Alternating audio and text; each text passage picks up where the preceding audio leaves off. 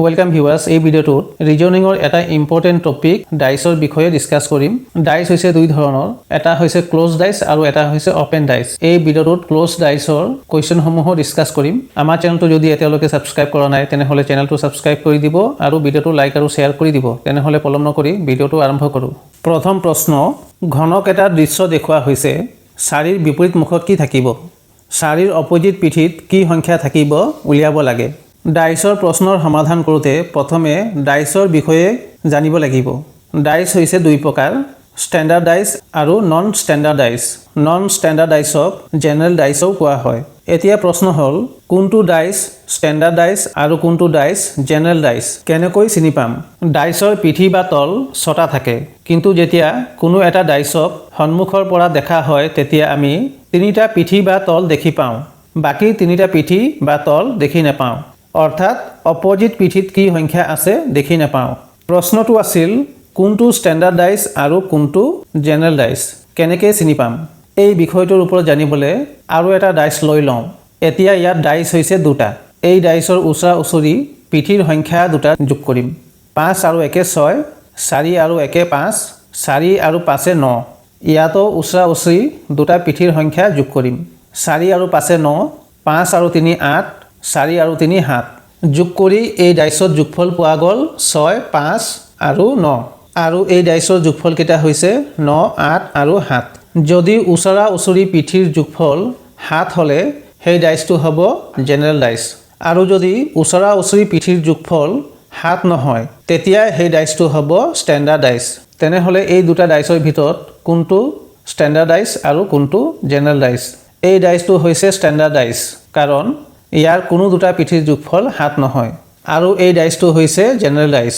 ইয়াৰ যিকোনো দুটা পিঠিৰ যোগফল হৈছে 7 সাধাৰণতে প্ৰায়বোৰ কম্পিটিটিভ এক্সামত জেনাৰেল ডাইসৰ পৰাহে কোৱেশ্চন আহে এই ভিডিওটোত 1 নম্বৰ প্ৰশ্নৰ বাদে বাকি যিমান কেইটা কোৱেশ্চন ডিসকাস কৰিম গোটেই কেইটা কোৱেশ্চন জেনাৰেল ডাইসৰ কোৱেশ্চন 1 নম্বৰ প্ৰশ্নটোৰ সমাধান কৰি লওঁ প্ৰথমে যেহেতু এইখন হৈছে এটা স্ট্যান্ডাৰ্ড ডাইসৰ প্ৰশ্নসমূহৰ সমাধান কৰোতে একেবাৰে সহজ স্ট্যান্ডাৰ্ড ডাইসৰ উচৰা উচৰি পিঠিৰ যোগফল 7 নহয় এই দুটা পিঠি যোগ কৰিলে 7 নহয় এই দুটা পিঠি যোগ কৰিলেও 7 নহয় আৰু এই দুটা পিঠি যোগ কৰিলেও 7 নহয় কিন্তু অপোজিট পিঠিৰ যোগফল 7 হয় মানে এই ওপৰৰ সংখ্যা আৰু তলত কোনো এটা সংখ্যা হ'ব যেটো আমি দেখা পোৱা নাই এই দুটা সংখ্যা যোগ কৰি যোগফল 7 হ'ব লাগিব তেনেহলে 4ৰ অপোজিট পিঠিত কিমান থাকিব 4ৰ লগত কিমান যোগ কৰিলে 7 হ'ব 4ৰ লগত 3 যোগ কৰিব লাগিব তেতিয়া 7 হ'ব 4ৰ অপোজিট পিঠিত হ'ব 3 উত্তৰ হ'ব 3 অপচন এ ঠিক একেদৰে 5ৰ অপোজিট পিঠিত কি সংখ্যা থাকিব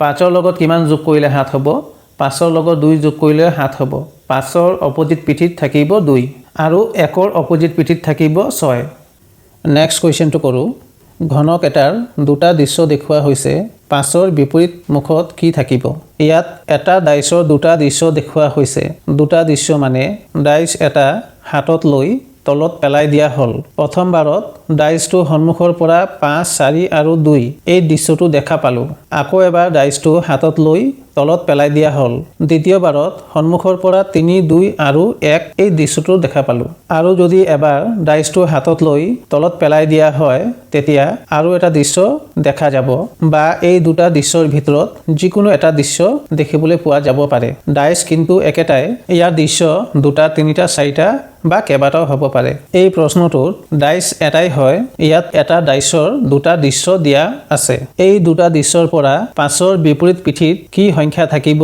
উলিয়াব লাগে প্ৰথমে আমি চাব লাগিব ডাইসখন জেনাৰেল ডাইস নে স্ট্যান্ডাৰ্ড ডাইস যদি স্ট্যান্ডাৰ্ড ডাইস হয় 5ৰ অপোজিট পিঠিত 2 সংখ্যাটো থাকিব স্ট্যান্ডাৰ্ড ডাইসত বিপৰীত পিঠি দুটাৰ যোগফল 7 হয় ইতিমধ্যে এইখিনি 1 নম্বৰ কোৱেশ্চনত ডিসকাস কৰিলো এই দৃশ্যটোৰ 5 আৰু 2 7 এই দৃশ্যটোৰ উচৰা উচৰি পিঠিৰ যোগফল হৈছে 7 যোগফল 7 হলে জেনাৰেল ডাইস হয় এই দৃশ্যটোত 2 আৰু 3 5 3 আৰু 1 4 2 আৰু 1 3 কিন্তু ইয়াত যোগফল 7 হোৱা নাই এইখনটো হৈছে স্ট্যান্ডাৰ্ড ডাইস আৰু এই দৃশ্যটো হৈছে জেনারেল ডাইস এতিয়া কথা হল ডাইসটো স্ট্যান্ডার্ড ডাইস নে জেনারেল ডাইস হ'ব এইখন জেনারেল ডাইসে হ'ব কাৰণ এই দুখন দৃশ্য হৈছে এটা ডাইসৰ দুখন দৃশ্য জেনাৰেল ডাইসত যিকোনো এটা দৃশ্যৰ পিঠি দুটাৰ যোগফল 7 হলেই জেনাৰেল ডাইস হ'ব আৰু বাকি যি কেইটা দৃশ্য থাকিব সেইকেইটা ষ্টেণ্ডাৰ্ড ডাইচৰ দৃশ্য হ'লেও হ'ব।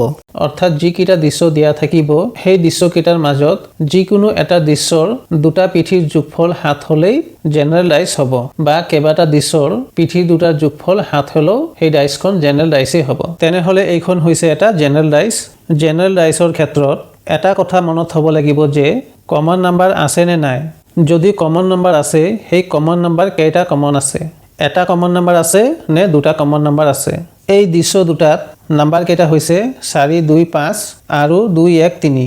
ইয়াত দেখা গৈছে যে 2 ইয়াতো আছে আৰু ইয়াতো আছে। 2 হৈছে কমন নাম্বাৰ। ইয়াত এটা 2 আছে আৰু ইয়াত এটা 2 আছে, মানে এটা কমন নাম্বাৰ আছে। এই কমন নাম্বাৰটোৰ পৰা আৰম্ভ কৰি ক্লক ৱাইজত ঘূৰাব লাগে। কমন নাম্বাৰটো হৈছে 2 লিখিলোঁ। 2ৰ পৰা আৰম্ভ কৰি ক্লক ৱাইজত ঘূৰালে 2ৰ পিছত 4 হ'ব, 4 লিখিম। 4ৰ পিছত 5 হ'ব, 5 লিখিম। ক্লক ৱাইজত ঘূৰাব লাগে মানে এইখন হৈছে এটা ঘড়ীৰ চিত্ৰ। ঘড়ীৰ কটাডাল 12ত আছে। 12ৰ পিছত ঘড়ীৰ কটাডাল 1ত যাব, 1ৰ পিছত 2ত যাব, 2ৰ পিছত 3ত যাব, 3ৰ পিছত 4ত। ঠিক একেদৰে কমন নাম্বাৰৰ পৰা আৰম্ভ কৰি, কমন নাম্বাৰ হৈছে 2ৰ পৰা আৰম্ভ কৰি ঘড়ীৰ কটাডালৰ দৰে ক্লক ৱাইজত ঘূৰাব লাগে। 2ৰ পিছত ঘড়ীৰ কটাডাল 4ত যাব, 4ৰ পিছত কটাডাল 5ত যাব। এতিয়া এই দ্বিতীয় দৃশ্যটোও কমন নাম্বাৰৰ পৰা আৰম্ভ কৰি ক্লক ৱাইজত ঘূৰাম। 2ৰ পিছত কটাডাল 3ত যাব, 3ৰ পিছত 1ত যাব। 2, 3, 1। 4ৰ অপজিট হ'ব 3, 3ৰ অপজিট হ'ব 4, 5ৰ অপজিট হ'ব 1 আৰু 1ৰ অপজিট হ'ব 5। প্ৰশ্নটোত কোৱা হৈছে 5ৰ অপজিটত কি সংখ্যা থাকিব? 5ৰ অপজিটত থাকিব সংখ্যাটো হৈছে 1।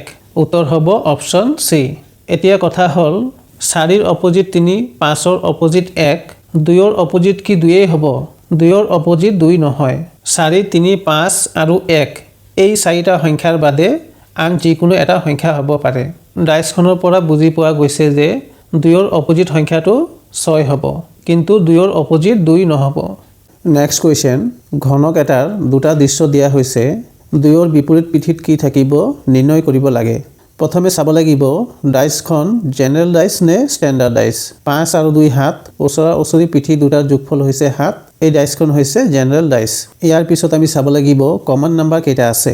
5 আৰু 5 কমন নাম্বাৰ, 4 আৰু 4 কমন নাম্বাৰ।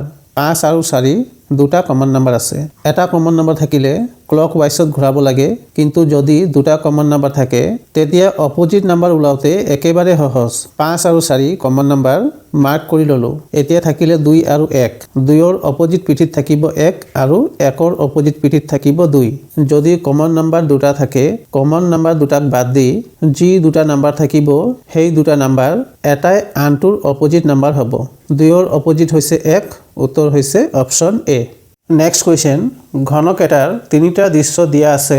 5ৰ অপজিট কি হ'ব নিৰ্ণয় কৰিব লাগে। প্ৰথমে ডাইচখন জেনেৰেল ডাইচ হয় নে নহয় কনফাৰ্ম কৰি লওঁ। 4 আৰু 3 7, ওচৰা ওচৰি পিঠিৰ যোগফল হৈছে 7। এই ডাইচখন হৈছে জেনেৰেল ডাইচ। 5ৰ অপজিটত কি থাকিব নিৰ্ণয় কৰিব লাগে। 5 কোনটো দৃশ্যত আছে চাব লাগিব। যিটো নাম্বাৰৰ অপজিট ওলাব লাগে সেই নাম্বাৰটো প্ৰথমে বিচাৰিব লাগে। 5ৰ অপজিট ওলাব লাগে, তাৰ কাৰণে প্ৰথমে আমি 5 সংখ্যাটো কোনটো দৃশ্যত আছে প্ৰথমে বিচাৰি উলিয়াব লাগিব। 5 ইয়াতো আছে আৰু ইয়াতো আছে। 5ৰ লগত থকা 4 আৰু 3 এই দুটা নাম্বাৰৰ কমন নাম্বাৰ আছে নে নাই চাব লাগিব। 4 আৰু 3 এই দুটা কমন নাম্বাৰ এই দুটা দৃশ্যত নাই, অকল 3 হে আছে। এই দৃশ্যটোৰ পৰা 5ৰ অপজিট নাম্বাৰ পোৱা নগ'ল। ইয়াৰ পিছত এই দৃশ্যটোত 5ৰ লগত থকা 3 আৰু 6 এই সংখ্যা দুটাৰ কমন আছে নে নাই চাব লাগিব। 3 আৰু 6 এই সংখ্যা দুটা এই দৃশ্যটোত আছে। 3 আৰু 6 সংখ্যা দুটা হৈছে কমন, অৰ্থাৎ ইয়াত দুটা কমন থাকিলে 5 আৰু 2। 5ৰ অপজিট হ'ব 2। উত্তৰ হৈছে 2, অপশ্যন বি। নেক্সট কুৱেশ্যন, ঘনক এটা 4টা দৃশ্য দিয়া আছে। এনৰ অপজিটত কি হ'ব? এনেধৰণৰ এলফাবেট থকা ডাইচসমূহো জেনেৰেল ডাইচত পৰে। এন ইয়াত আছে আৰু ইয়াতো আছে। এনৰ লগত থকা এক্স আৰু এল এলফাবেট দুটা কমন আছে নে নাই? এক্স আৰু এল এলফাবেট দুটা কমন নাই। এক্স কমন আছে কিন্তু এল কমন নাই। এই দৃশ্যটোৰ পৰা এনৰ অপজিট পোৱা নগ'ল। ইয়াৰ পিছত এই দৃশ্যৰ পৰা কৰি চাব লাগিব এক্স আৰু ৱাই এলফাবেট কমন আছে নে নাই। এক্স আৰু ৱাই এই এলফাবেট দুটা কমন আছে এই দৃশ্যটোত। এক্স ৱাই আৰু এক্স ৱাই কমন থাকিলে এন আৰু জেড। এনৰ অপজিট হৈছে জেড। উত্তৰ হৈছে অপশ্যন ডি।